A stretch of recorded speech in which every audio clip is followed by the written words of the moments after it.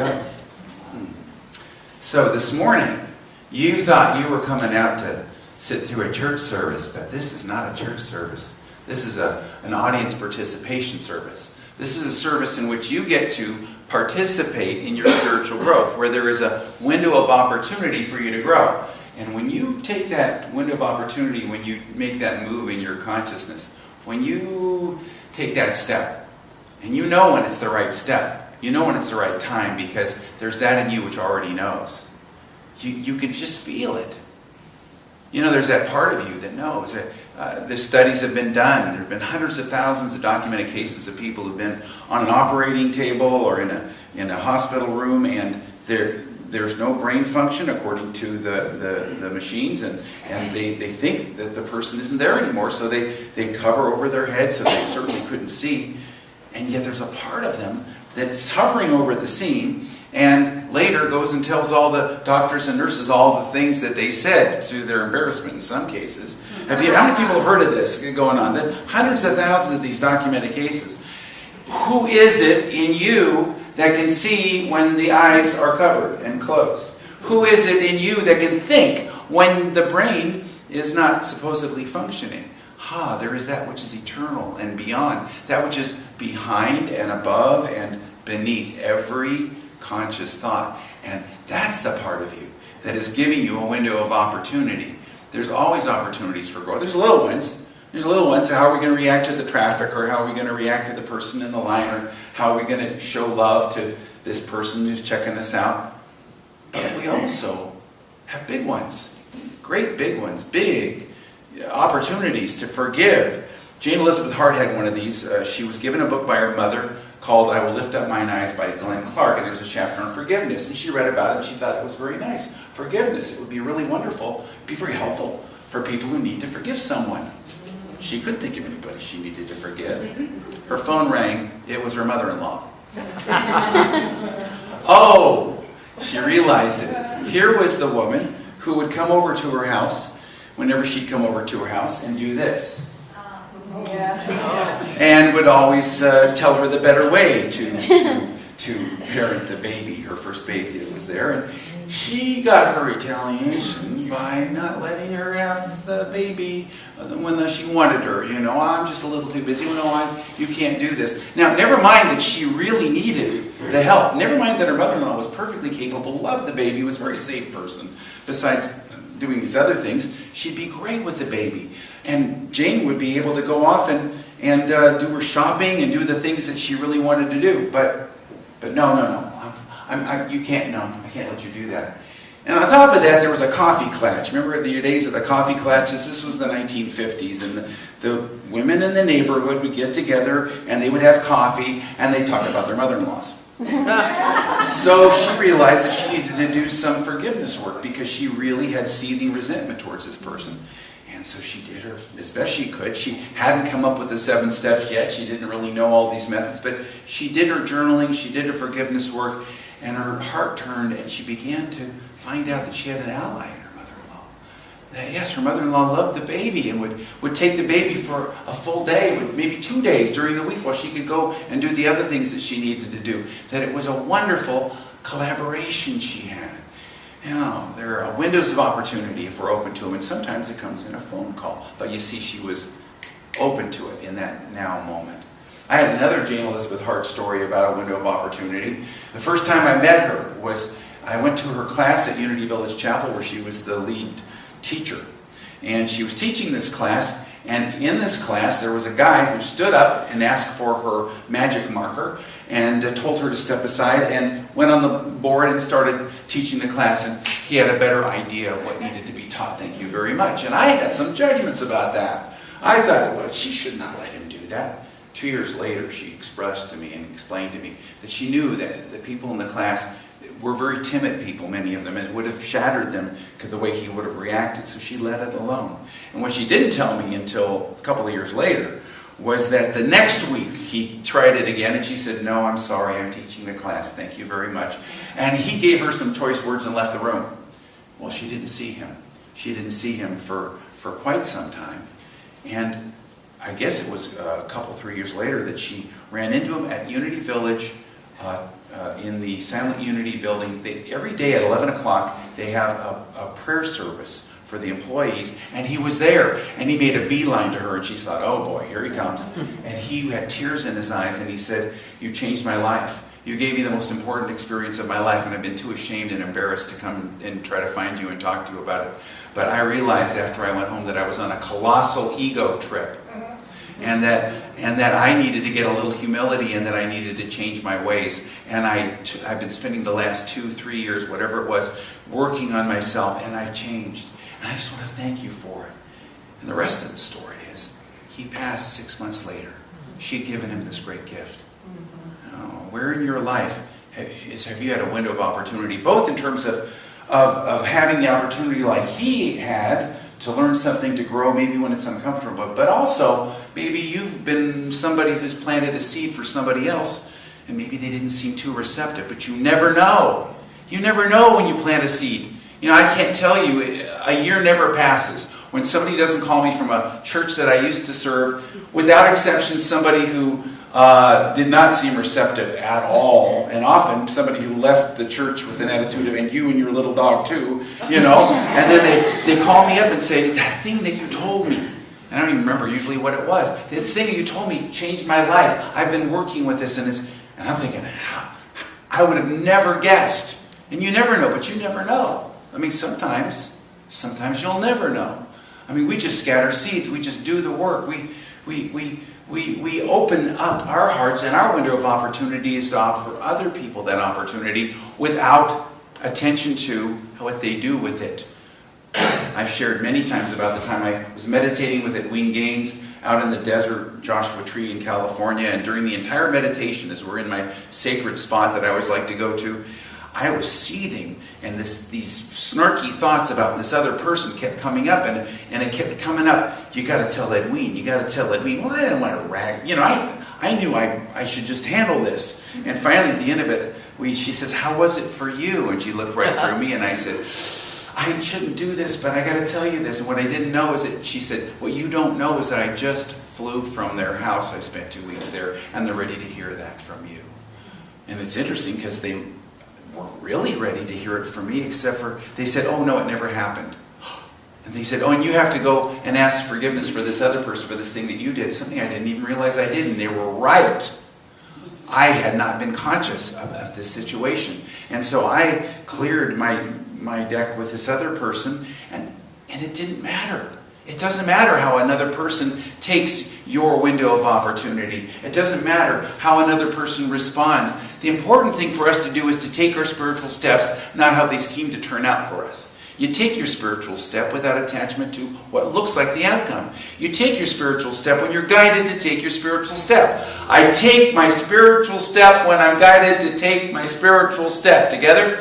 I take my spiritual step when I'm guided to take my spiritual step. And I let go of that nasty resistance. Together? And I let go of that nasty resistance. That resistance shows up in so many ways. But it comes up, I don't have to, no. And you know what? There's something in you that knows. Now in their meditation, we got in touch with that all-knowing part of ourselves. That part that is above and beyond and behind all conscious thought. That part of us that sees without eyes and thinks without a brain and is beyond the human of us. You might call it the Christ in you. You might call it the higher self, the Buddha nature, the soul. I don't know what you call it because it doesn't have a name. You know that? It doesn't have a name. These are labels we put on it. Higher power, I don't know. But it always, always is there because it's the real you. It's the real you. It's always there. It's always operating. You say, how do I get in touch with that? I want some answers here. Yeah, how do you get in touch with it? You assume that it's true. You say, thank you, God. Thank you, God, that my soul already knows what to say. Thank you, God, that the Christ in me is already making the move. Thank you that my higher self knows. Whatever that is. And you just stand in that truth. I just stand in my truth. Together? I just stand in my truth. And then you take your action and you back it up. You back up what you know to be true when that moment comes with action. You don't do what T. Boone Pickens called the ready, aim, aim, aim, aim syndrome. You take the action when it's time. When you're moving with that consciousness that needs to take a step. I'll remember this. I remember that time when they brought me to this building the very first time, 1987, when I tried out for the church as a ministerial candidate. But that was not my primary reason why I came here. The reason why is because I was in my church in Hawaii, and I knew that I was complete there. I knew I was finished, but I didn't know what to act. I didn't know the timing on it. So I sat out on my lanai and I gave thanks. I said, thank you, God, for divine guidance. Thank you that I already know. And I gave that thanks. And then something came over me. It was, today is the day, and let go of your pictures. Today is the day, and let go of your pictures. So I was like, I'll let go of your pictures. It's the last thing I want to do. You know, I want to know what's going on, and I want it my way. So I went to my work. I opened my mail, and there was the ministerial openings. And there was a church where they were looking for an associate minister in Palo Alto, California. Well, I kind of hit me a little because I had just come back from a minister's conference. At lunch, we all talked about where we'd like to live. We could live anywhere in the world. Somebody said Paris. Somebody said, I want to live where you live. I was in Hawaii, but I didn't want to live there, right? So, and I said, Palo Alto, California. That's where I'd like to live. You know, and then right after that, I told a friend of mine who lived there, and they said, the only place in all of Palo Alto that is as nice as the place you're living in is this one apartment complex. And so, sure enough, I ended up living there. And so what happened was I got up and I drove home, and I'm kind of in this puzzlement, and my answering machine is blinking on and off, and I turn it on, and it's the senior minister of that church. Now, I had said to everybody in ministerial school from my very first day that I would never be an associate minister. I had no desire to be an associate minister, but he was on the answering machine, and he said, Greg, I know you don't ever want to be an associate minister. I know that about you. But we wrote the job description with you in mind. You were our model for it, so call me up and we'll have a laugh over it. Well, I had gotten that guidance that morning. I was a window of opportunity, and I was ready and willing, and I was surrendered to it. So sure enough, I just said, okay, all right. I said, you know, I don't know what this is about. I told him what happened. And while I was at it, there was another opening in another church, since I was going to the mainland to candidate, and it was this church, and I came here, and I ended up going there. My grandmother was going through hospice that year. She lived nearby. I was able to be with her, so that was the right choice. And little did I know, I ended up here anyway. But there's a window of opportunity for you if you're open and receptive. Now I'm going to ask our wonderful board members to do something that we do once a year here. This is a window of opportunity to open up to a new concept. And so this is called Reverse Tithe Sunday, in which we give out $20 to every person. How many people have not had that happen to them? Raise your hand. You did not ever have this happen. You don't know what I'm talking about. Okay. So what this is this church, go ahead and start passing them out. I'm going to talk while you're doing it. Okay? Now I want you to, everybody take $20. And the reason why you might not want to do it, maybe a sense of resistance or whatever, but this is for your highest good. It is a spiritual step you're taking. Let go of the resistance and allow yourself to move with this consciousness. So what this is our church, our board, tithes 10% of our income of our church to those spiritual sources that feed our church every month. Every month we discuss if there's any additional ones, but we give to Silent Unity, our Unity Prayer Ministry. We give to our region that supports our children. We give to our denominational headquarters, Unity Worldwide Ministries, where Diane Venzera is going to start working. We give to Center for Enlightenment now with Jane Elizabeth Hart. And then we come up with other ideas. And what we do is, because we give 10% of the income of the church, we're opening ourselves up to the flow. You know, I'm going to tell you something I've never said before. I've shut down pledge programs in 3 churches that I've come into. And the reason why is because if you are operating from faith, you don't need to manipulate. You don't need to get people to pledge money. You instead live in faith, and if the congregation or the board is tithing, then what happens is that we're in the flow of giving and receiving. Do you know what I'm talking about? And so we don't need to do that. And every church that I've been involved in has tithe except for one, and that's the only church that had financial difficulties, and it's part of the reason why I'm here. So think about right now where you want to put your $20, because what we're giving you this $20 for is for you to decide where you are being spiritually fed outside of this church, and to give the $20 to those spiritual sources. Now, the first thing that comes up for people is, I don't know, I want to do it just right. I've had people come up to me 7, 8, 9 months later saying, I still haven't given out my $20, I can't figure out just the right place. That's another form of resistance. Because if it takes you that long to figure out where God's feeding you, maybe you need to take a look at that. It's not about doing it right. Another thing that comes up for people is, well, I gave it to the animal shelter. You know something? It's not tithing. Tithing is giving to your spiritual sources, and it's not charity. It's not need that you're giving to. You're giving to your spiritual sources. Another thing that comes up for people is, I give it back, I put it back in the offering. Do not, I repeat, do not put it back in the offering, because that's this church tithing to itself. You are the proxy for the board and for the entire congregation to give the monthly tithe to everybody in the church. Now, I've shared many times about my window of opportunity that happened that caused me to do this. I was standing in line at the supermarket in Kansas, and the person in front of me was taking forever. And I was getting kind of annoyed. And you know how when you get really annoyed? So I went and I picked up a People magazine. I never read People magazine. And it opened to a page. And the page was all about a church. It was a very traditional, very conservative church. And it was some kind of thing where they gave out $10 to everybody in the congregation, and a very kind of an old school kind of thing. And it didn't really resonate with me, but I had a weird feeling about it. Anyway, I put it back, got checked out. Sunday came around, and a woman walked up to me. She was one of the head ushers. She said, Greg, I read this article this week, and I knew I had to share it with you. You're supposed to do something with it, but not this. And she handed it to me. There was a Post-it note, and I opened it up, and there it was. And I went, what is this?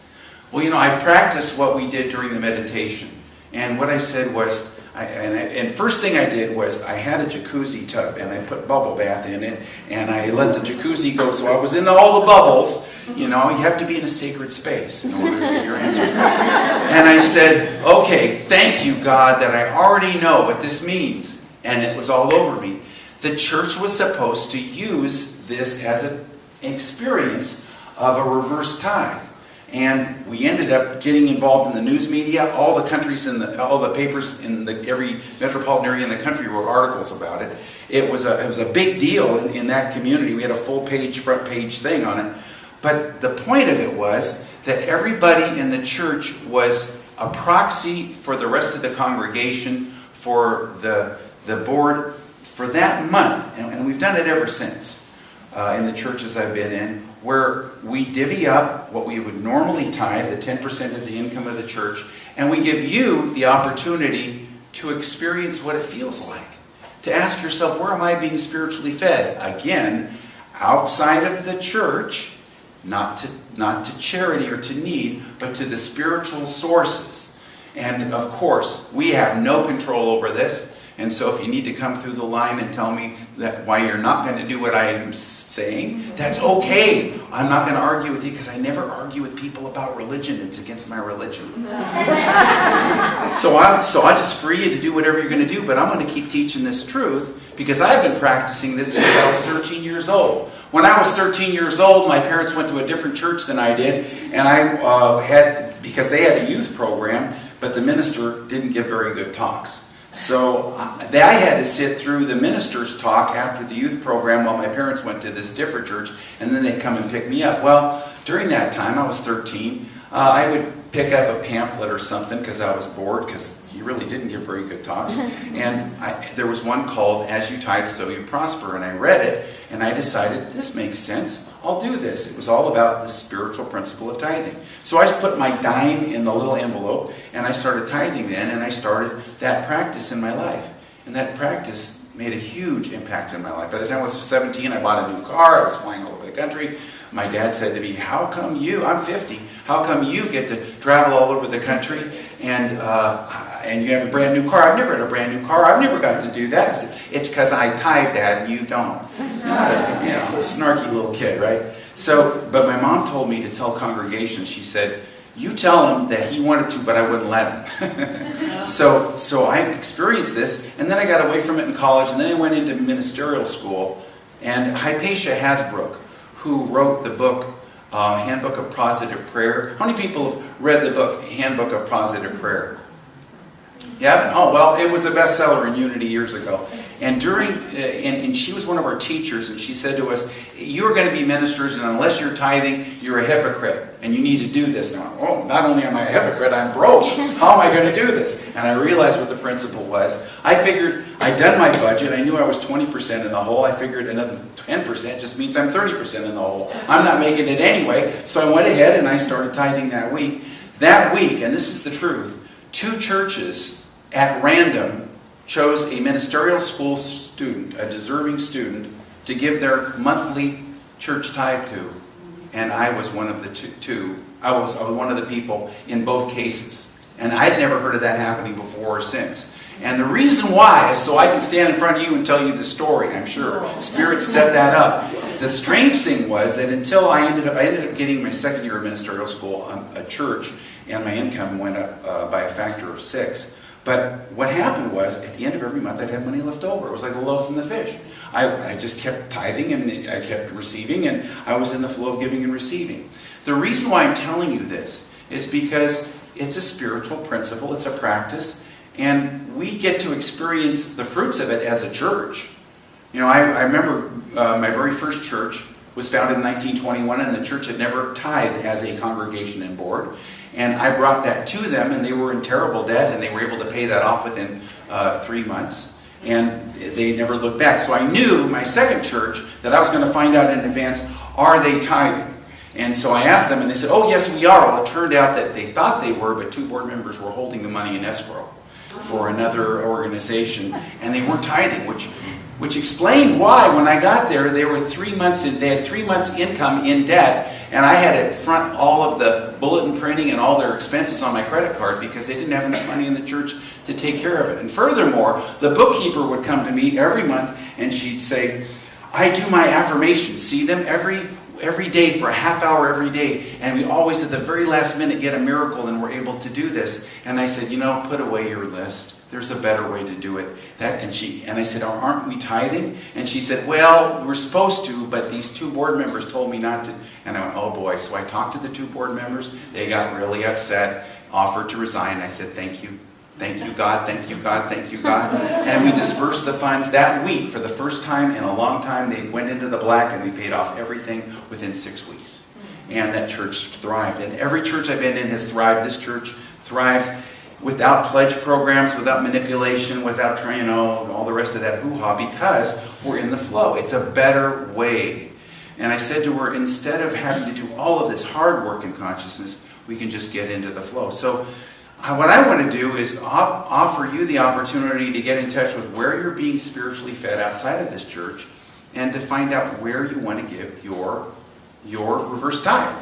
And so, and don't work at it too hard, because you know where God is feeding you. I've had people say things like, I gave to my childhood church because I just used one of the principles I learned in Sunday school. Or I gave to Unity headquarters, or Silent Unity. Or I gave to, this Carolyn Mace because I just read her book. Or whatever that is your spiritual source. But you'll know what it is. So just take a deep breath and move into this now moment.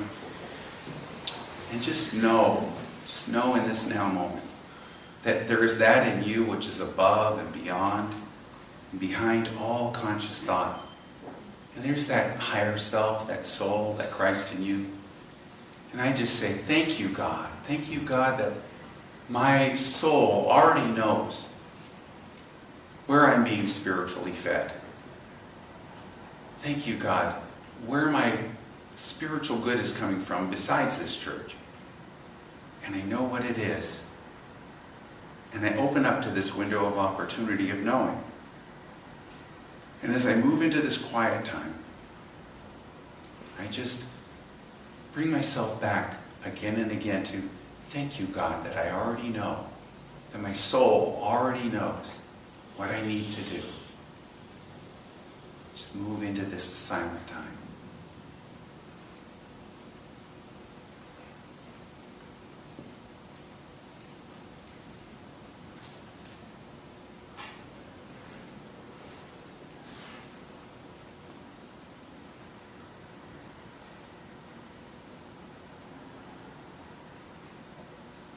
Thank you, God, that I already need to know. What I already need to know is mine already. That I know what I need to know. My soul is already connected to my source, and I know where this tithe goes. And I'm willing to take this step and experience what it feels like. And I say, thank you, God, thank you. And so it is. Amen. And it's so wonderful when we get a chance to move into a space like this, a sacred space where other people are supporting us, where we can move deeply. And so I want you to set aside all papers in your hands. Set them down, as important as they may seem. Put them aside. Put yourself into that receptive place that's ready to take a spiritual step, that's ready to move with a window of opportunity.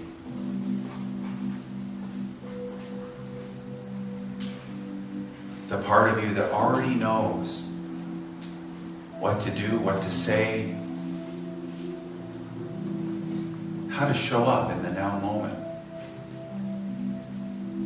It already knows the words, the actions, the attitudes, the feelings that you need to have. So take a deep breath and let it out and move into this now moment. There's that in you which is above all conscious thought, underneath and beyond all the places where you usually do your thinking. And that is the true self of you. That's the spiritual self of you. And sometimes the easiest way to get in touch with that spiritual self, that part of you that knows what it needs to know, is to just say, thank you, God. Thank you, God, that I already know what to do. So if there's something in your life that you're pondering over, or you're wondering about, just say, thank you, God. Thank you, God. Thank you, God. Thank you, God, that I already know what to do.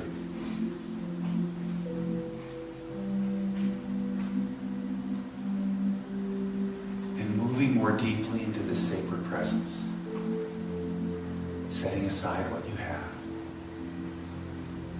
Allow yourself to feel the stillness all around you. The stillness inside of you.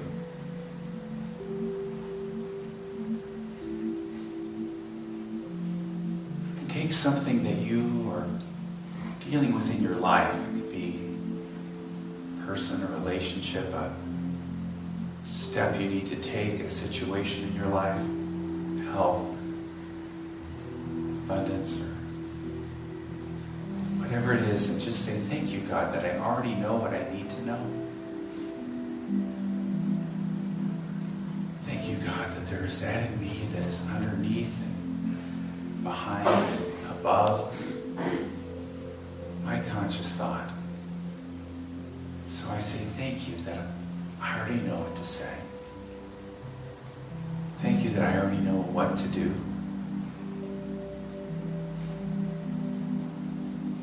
Thank you that I already know the choices to make, the moves to make, the steps to take.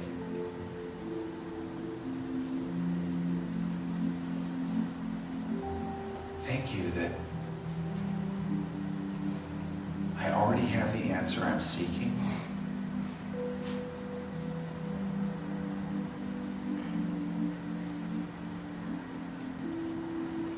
Thank you that I already have the willingness to grow.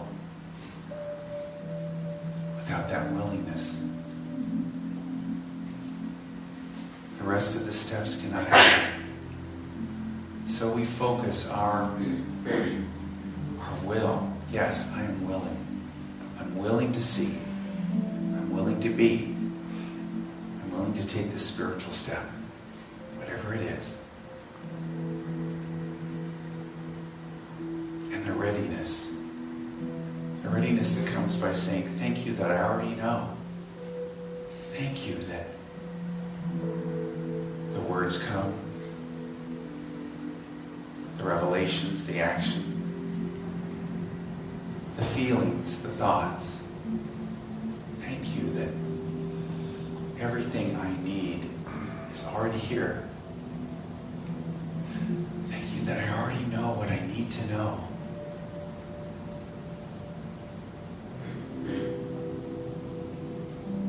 Whatever this is, I want you to just take a moment and just keep saying thank you for the right actions, for the right words, for the right attitudes, for the right feelings. Thank you for the divine order. Thank you for the right timing.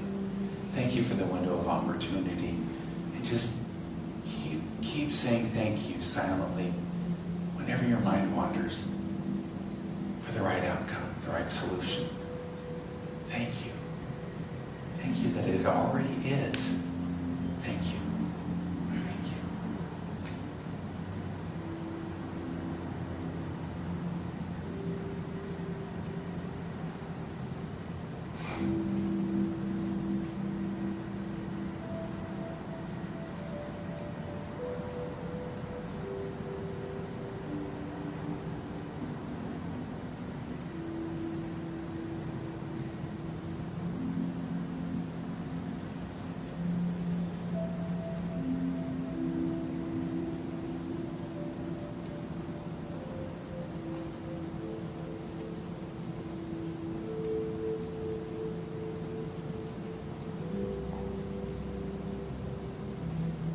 Thank you that I'm already one with my answer. Thank you that I'm already moving in the now moment.